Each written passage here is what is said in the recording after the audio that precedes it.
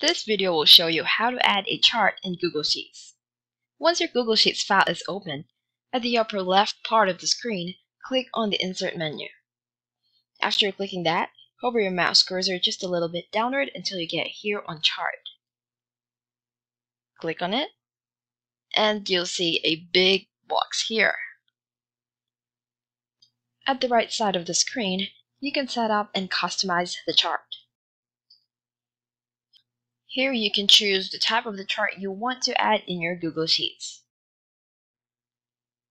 There are line, area, column, bar, pie, scatter, map, and others. This time I want to try this pie and the donut chart. Here we can input the data range. For example, let's try the range from cell B2 to B10.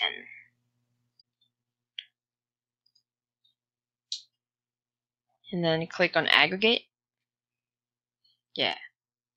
Here you can customize your chosen chart. Let's try to customize our pie chart. Here I'm trying to make a few changes on it.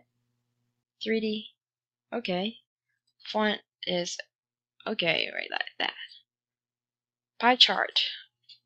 A donut hole, I like it 50%.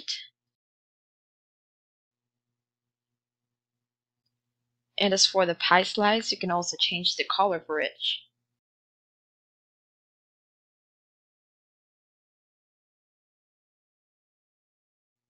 And it's in your hand to make changes to the rest of the pie. Right after customizing and setting up the chart, just click X, then click on the chart, and you can try to resize it. I think this one looks okay. And we can now place it wherever we want to place it in Google Sheets.